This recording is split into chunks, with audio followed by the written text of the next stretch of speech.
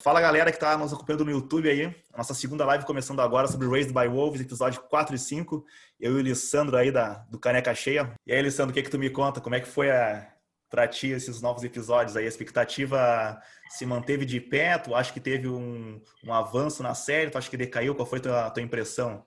Então, assim, sabe que eu depois que eu vi os três primeiros e eu confesso que eu peguei, depois que a gente fez aquela primeira live, eu dei uma passada de novo naqueles três primeiros, assim, mas muito por cima para ver novamente alguns pontos que eu tinha ficado em dúvida, né?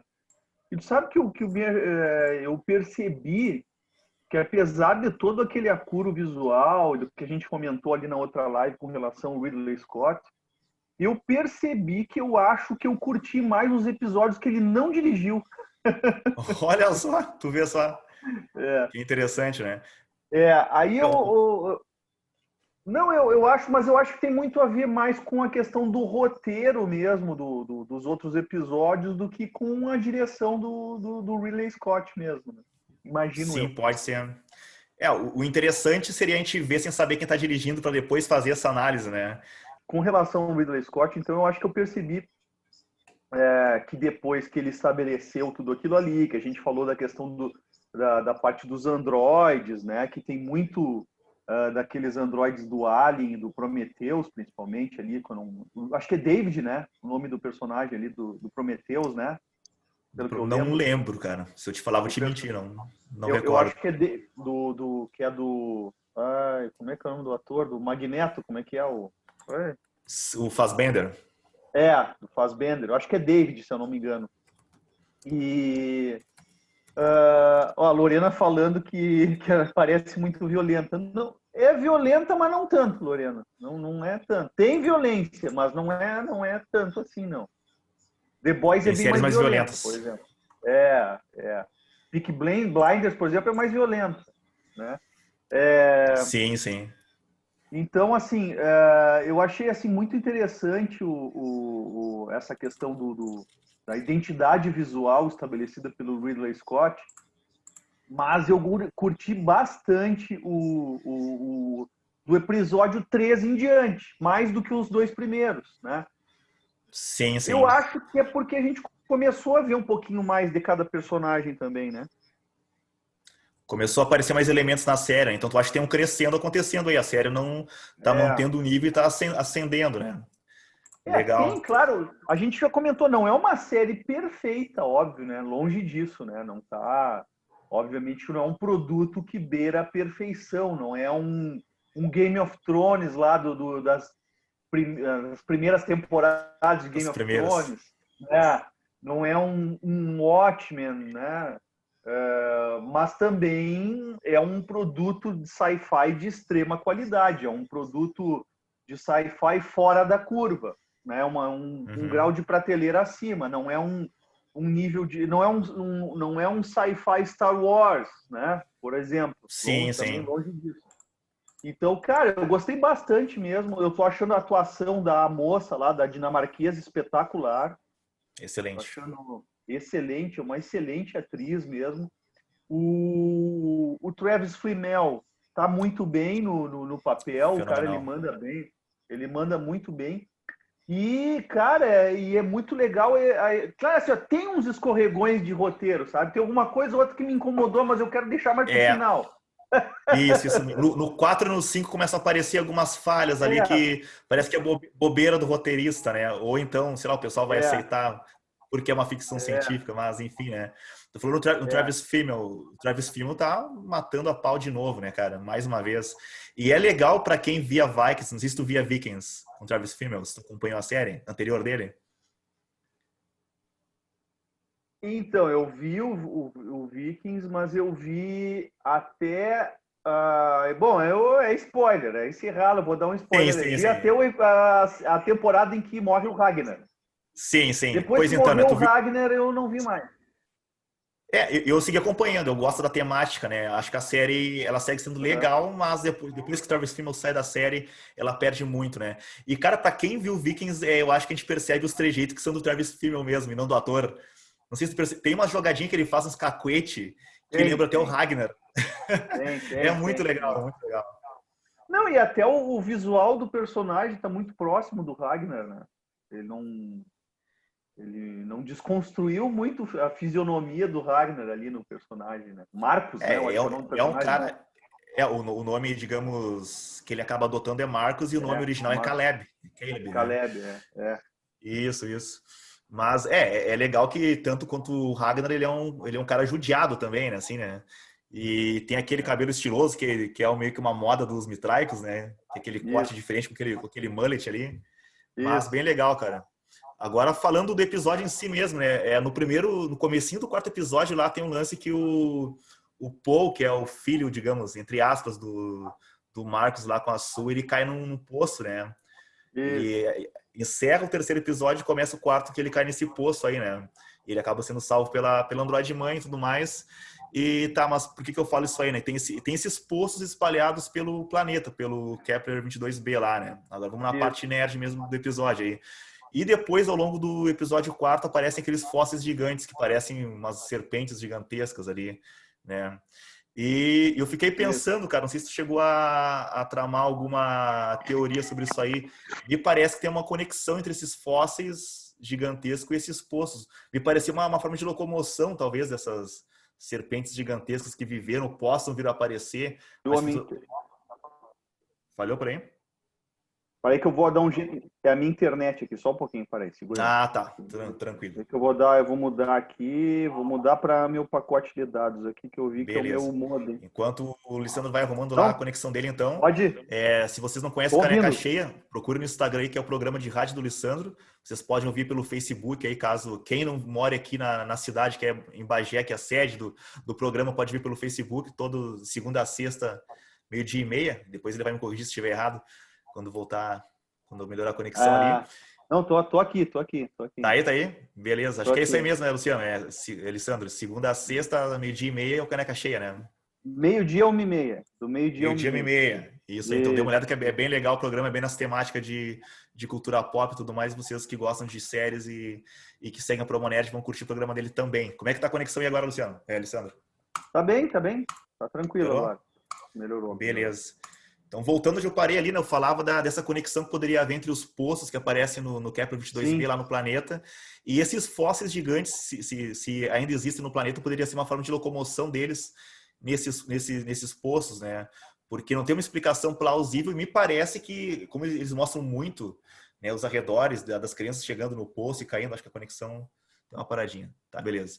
Como aparece muito, não. assim, as crianças circundando esse poço, eles voltam lá, parece que tem eles que têm algum foco que eles querem dar para esses poços aí. Será que é uma linha de locomoção desses animais pré-históricos? Será que tem alguma Pode coisa ser, que tem a pode ver com ser. isso? E outra, né? Apesar deles verem essas ossadas, né? Ali tudo espalhadas, né? Uma coisa que também me ocorreu é que eles estão eles estão ali há alguns anos ali e nada impede que esses animais não sejam, por exemplo, não estejam em um período de hibernação, né? Eu fiquei pensando nisso também, né? De Uhum, repente eles passam ali por um período, são animais alienígenas, né? Daquele uhum. planeta ali, a gente não sabe o período que é de se tem, eu acho que é uma possibilidade de ter. Eles estão hibernando e em um determinado momento de tempo eles podem ressurgir ali. Imagino eu, Uhum. né? Não Sim, sei. sim, é uma boa teoria. É uma boa teoria porque eles ficaram 13 anos no planeta sem avistar nada, nenhuma forma de vida É, diferente, até que do nada começam a aparecer aqueles seres estranhos lá que aí eles acabam usando para se exato, alimentar, inclusive, né? Então, se conhece muito pouco exato, do planeta e parece que tem muita coisa nova para aparecer ainda. Inclusive humanoides, né? Que no final do quinto humanoides. episódio aparece um humanoide ali, né? Não, bom, não sei, no final do terceiro, o menino enxerga alguém, né? Pois é, Né? verdade, bem lembrado. Né? E aí fica em branco e depois parece que aparece de novo aquele vulto ali aparentemente uma criança.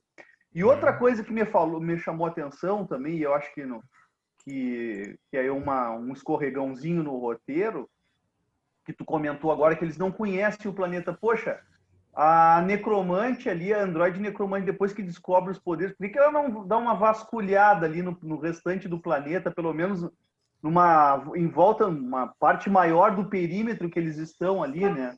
Porque Pois é. ela voa, né? Então dá para dar uma boa vasculhada ali em torno ali e verificar ali o entorno, né, do planeta. Totalmente, E né? tem, tem essa questão, né?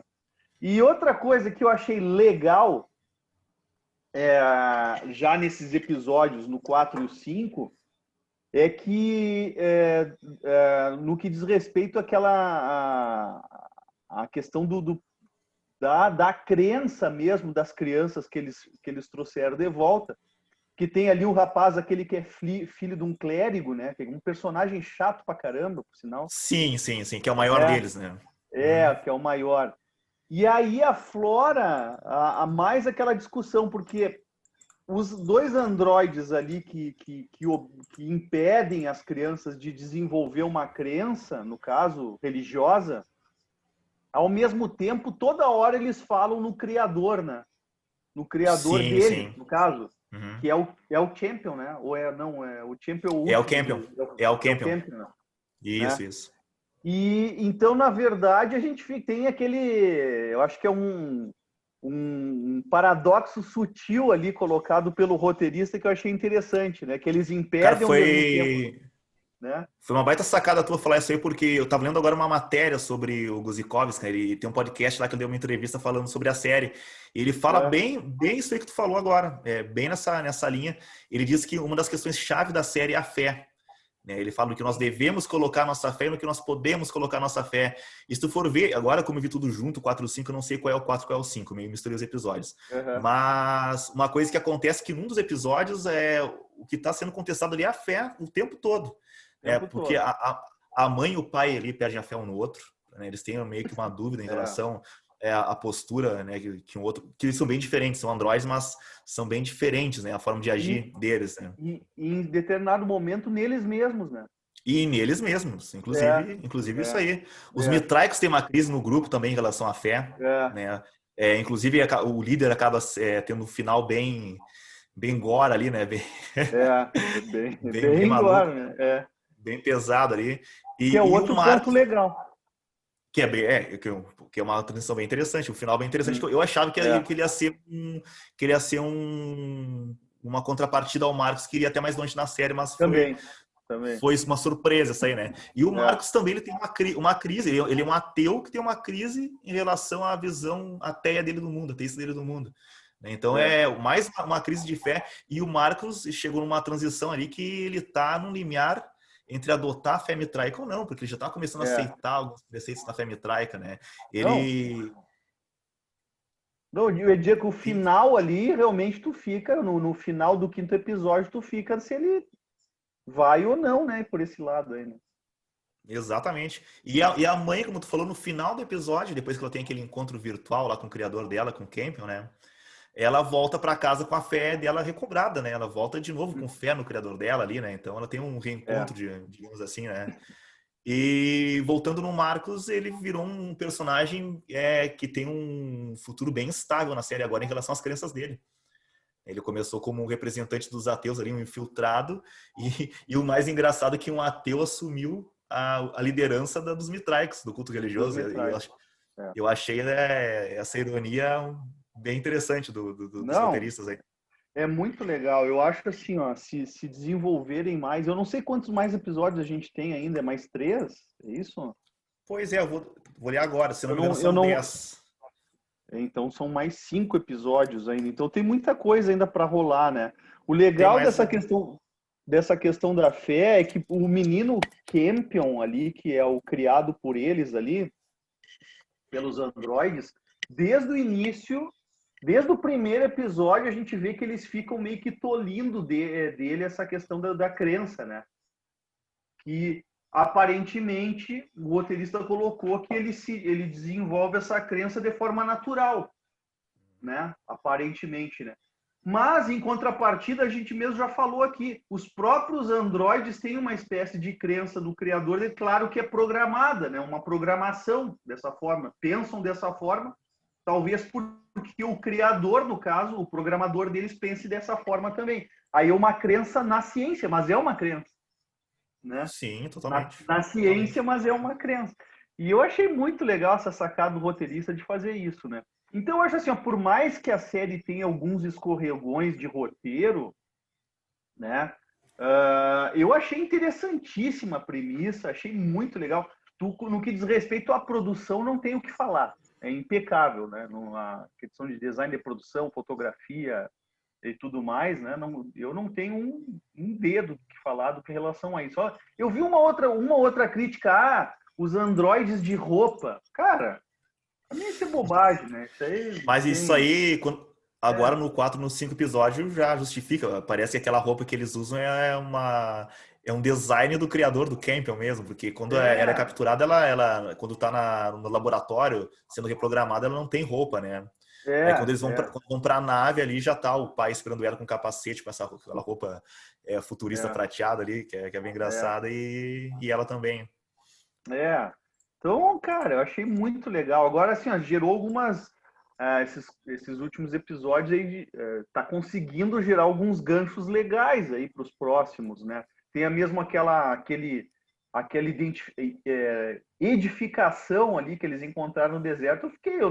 Eu não consegui formular nenhuma teoria ainda a respeito daquilo ali. A única Pois é. coisa que me passou pela cabeça é que como aquilo ali é quente, né? Emite calor, né? Por um determinado momento eu pensei, de repente aquilo ali é um ovo de uma daquelas serpentes ali. Fiquei Pois é, pensando, mas mas não parece ser um ovo, né? não sei, É, tem um furo ali. E sim. aí, e aí tem a questão ali do Marcos ouvir aquelas vozes no final, né? Aquilo ali que sim, que deu, que intrigou e deu todo aquele final ali, todo maluco ali, aquele ali para mim ficou bem fora da casinha. Isso é bem interessante que aí tem a conexão com a parte da fé, né? Que a série tem essa dualidade da religião com a fé. Isso pode ser um devaneio do Marcos, ele pode estar ficando esquizofrênico, né? Pode ser alguma conexão, digamos, religiosa dele, né? Como se aproxima muito dos mitraicos. Tanto que ele tem um papo lá com o condenado, né? Que seria condenado, mas eles acabam salvando, que é o cara que acabou Sim. estuprando o pessoal lá durante a viagem, que estavam nas câmaras lá. Ele salva esse cara e o cara fala que para ele que ele não ouve mais a voz na cabeça dele, que seria a voz do sol, né, do deus dos Mitraix lá, porque agora quem ouviria aquela voz era o Marcos.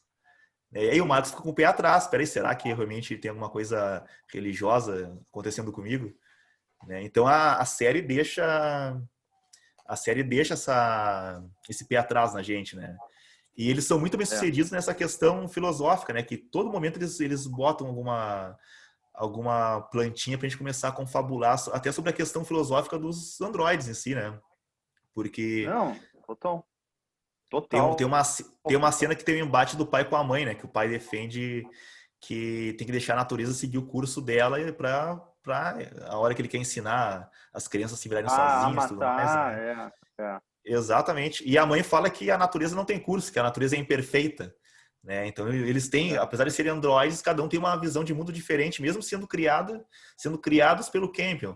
E eu fico questionando se a inteligência artificial deles é capaz de evoluir sozinha, de cada um acabar, digamos assim, como seres humanos criando conceitos próprios ao longo da vivência deles. Né? Talvez alguma coisa que a série possa explorar mais. E parece que vai por esse rumo. Né? Eu acho que é por aí mesmo, né? Até porque eles têm uma diferença de programação, né? No caso, né? A, a necromante ali, por um determinado momento, eu não sei se aqueles indícios de deterioração que eles fazem nos 3 primeiros episódios com relação à androide, a necromante em si, não era deterioração, era conflito de programação, imagino eu, né? Que ela era uma necromante que foi reprogramada para ser uma androide protetora, né? E que eu achei mais E, interessante que era uma necromante criada pelos religiosos, né? Eu cara, que jurava que eram os loucura, né? ateus que teriam criado. E eu Exatamente. também, eu também, eu também. Para mim eram os ateus, né? Eu achei estranho aquilo ali, né? Para mim fiquei bem bolado assim daquela questão ali, né? Totalmente contra a E lógica. E no fim, de necromante, ela foi capturada e reprogramada por um ateu para tentar recomeçar a vida em outro planeta, né? exato, exato. Uma loucura, né? E aí tem aquele. Uma coisa que eu acho que podia ser melhor trabalhar também no roteiro, esses episódios principalmente que teve, é aquela questão dos flashbacks, né? Podia ser um pouquinho mais linear, porque não parece contribuir muito para a narrativa um flash forward, né? Aquele ali, né? Aquela olhada para trás ali. Não está muito bem encaixado. Mas também não prejudicou. Para mim também não prejudicou muito no que diz respeito ao roteiro como um todo, né? Mas podia ser melhor trabalhado, sim, aqueles flash forward ali, a gente olhar o passado de algum ou outro personagem no meio da narrativa presente, né? Mas, para mim, tá super tranquilo, assim, né? Eu tô curtindo bastante aí a série. Tá bem legal. Outra coisa legal que a gente falou no episódio passado, nos 3 episódios passados, que a gente não tinha visto mais nenhum ateu além do Marcos e da Sura. Dessa vez apareceu o criador deles, deu para ter uma noção do contexto mais geral, né? Mas achei muito legal a cena voltando da necromante sendo abatida, capturada e transformada na mãe, né? Bem legal essa Sim. transição e também todo o esforço do programador, do criador deles, que é o Campion, para converter ela de uma necromante, uma criatura feita totalmente para matar, num ser totalmente o oposto, que é um ser para cuidar, né? Para ser de fato uma mãe. E é legal toda a transição, o envolvimento É. que ele tem com ela, que acaba desenvolvendo até um certo amor pela androide, que é a criação dele. O tamanho foi o envolvimento que ele teve com esse trabalho, né?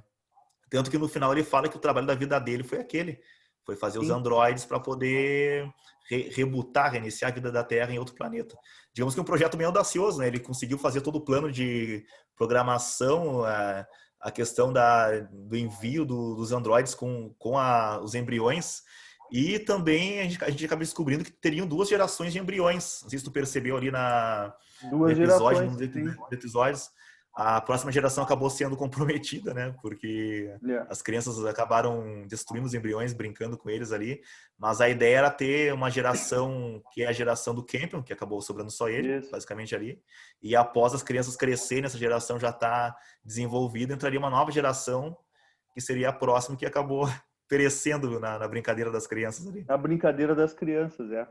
Não, mas, cara, espetacular ali, né? Tem muito a desenvolver a série. Eu não sei, eu não li mais nada, Luiz, se o planejamento aí do roteirista envolve mais de uma temporada ou é uma minissérie mesmo, né? Uhum. Mas eu tô gostando, eu assim, ó, achei muito legal a premissa dessa questão de Guerra Santa num futuro longínquo e pós-apocalíptico, assim, eu achei muito legal, cara, muito bem sacado aí, né?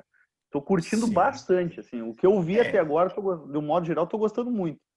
e tudo pode acontecer porque a gente tem esse conflito que é a base da série, que é o conflito religioso, contra os ateístas e também contra os cientificistas, digamos assim. E pode ter mais um conflito porque se tiver humanoides no planeta, pode ter uma guerra com os habitantes daquele planeta. Porque o que É, acontece, né? Eles desceram numa região específica do planeta, que é uma região bem inóspita, inclusive, né? Desértica. E segundo o que eles falam nos primeiros episódios, não desceram nos trópicos, né? Porque a linha do Equador não permitiria que a nave aterrissasse, isso, teve toda uma explicação que eles não poderiam avançar para a região mais habitável, né, do planeta. E nessa região habitável pode ter uma civilização já vivendo por lá, quem sabe eles não tomaram conhecimento, pode ter até um embate quando vê com esse povo que já estava lá antes deles chegarem, né? Então tem muita coisa para acontecer. É uma série que a gente não sabe ainda se vai ter uma nova temporada, né? Qual é a visão dos showrunners, né? Do showrunner do Guzikovsky. não, total. Tu sabe que me deu com essa premissa aí da gente ver talvez uma outra civilização ou menos avançada ou coisa. Me lembrei muito assim, dar uma pegada, uma homenageada aí ao Planeta dos Macacos, né? Eu achei muito legal Uhum. essa É verdade. possibilidade deles explorar esse lado aí, né? Eu não lembro, Luiz, lá nos 3 primeiros episódios, pelo que eu entendi, aquela nave dos mitraístas é uma das arcas, né? Porque tem mais, não tem? Seria apenas uma arca. O que Era uma, acontece? né? Ah, Era tá. apenas uma arca. Aí teve toda aquela. Como aparece no primeiro episódio, o pessoal que tinha um posto mais avançado, um nível mais avançado na religião, eles acabaram conseguindo o acesso a essa arca. Tanto que o Marcos e a Sul, quando eram o Caleb e a Sim, não, Maria sim, sim. ainda, eles fizeram aquela operação e encontraram os personagens originais para pegar os tickets, né, os ingressos de Sim. entrada na arca lá. E aí eles vieram para o Kepler 22b, uma viagem que demorou 13 anos. Já a nave dos androides, como era uma nave menor e tinha uma tripulação muito menor, que era só os androides com os fetos, demorou pouquíssimo tempo. A questão Pouquíssimo tempo. temporal não, a questão temporal não é muito bem explicada na série. Não sei Não, se tu achou mais não é. convincente. Me pareceu bem assim, tipo, foi assim que aconteceu e aceitem porque assim. A maior pista que tem é na abertura, que aparece eles, É, parece que entrando no buraco de minhoca e é, entrando na atmosfera do planeta, né? é. Fora isso, não tem muita Aparentemente, explicação. o que parece é um buraco de minhoca. Eles aparecendo ali de um buraco de minhoca e caindo ali no Kepler, né? Ah, eu É, acho que, exatamente. né, com essa pegada aí, essas coincidências não diminuem a série de forma alguma ali, né?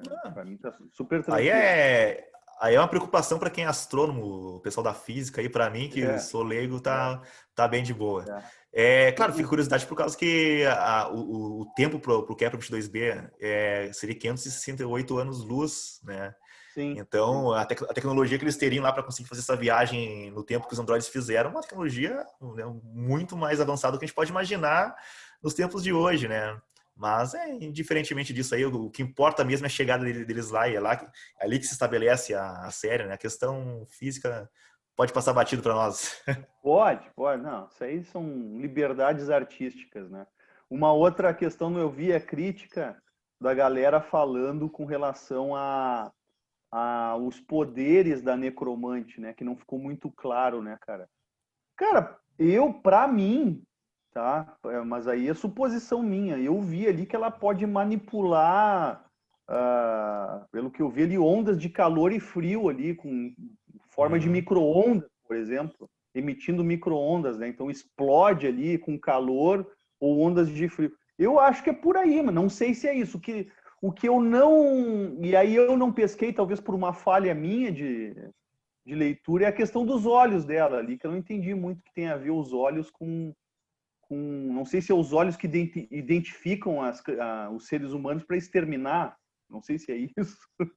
A raiz da força dela, do poder dela, tá nos Os olhos. olhos, tá nos olhos, É, né? até quando eu estava sendo programada pelo Campion, o Campion trabalhava com ela sem os olhos, sem entregar os olhos a ela. Tanto que o teste final do Campion com a Android, para ver se a programação foi bem sucedida, foi quando ele devolveu os olhos dela, quando ela podia usar os poderes plenamente, né? Para ver se ela naquele ponto matasse ele, né? A programação teria sido totalmente inútil e o projeto ia acabar ali, né? Mas no É, fim ela acabou, ele devolveu os olhos e ela não atacou ele, e ele pôde constatar que a programação foi bem sucedida. é. Inclusive, em vários pontos, ela tira os olhos lá e para Tira, tira, quando ela redescobre os poderes de necromante, né, que no começo, quando começa a série, ela é só a mãe. É uma androide é. programada para ser a mãe. Depois tem aquele distúrbio, ela se descobre como necromante e quando ela não quer atacar ninguém, ela tira os olhos para ficar numa forma mais dócil, digamos assim. Quando ela entra em modo de ataque, ela coloca os olhos e vai para aquela pose que lembra muito Metrópolis, né? O filme aquele do alemão Lembra de muito Metrópolis, é 1920. verdade, Muito, é verdade. muito, muita homenagem. Tu falou em homenagem homenagens a outras séries e outros filmes, né? Eu acho que o design da mãe é uma homenagem Lembra, descarada do Metrópolis, né? Do filme alemão. não, lembra demais o Metrópolis, né? Realmente ali é muito Metrópolis mesmo, né, cara? Mas, cara, é isso aí, vamos ver agora. Eu tô tentando aqui, eu não, por preguiça, né? E agora, até por curiosidade aqui, eu tava tentando ver quando é que vão soltar os demais episódios, mas não tô achando aqui, Luiz. Pois então, né? A nossa live ela saiu uma semana praticamente depois da estreia da série. Então, É. ontem saíram os episódios 5 e 6. Se é que não saiu o 7 junto, ele já não te dou certeza. Mas eu sei que os 5 e 6 já estão disponíveis aí. Aliás, te minto, a gente viu 4 e 5, então tem o 6 e o 4, 5. 7 já disponíveis. Ah, então tá aí. Isso.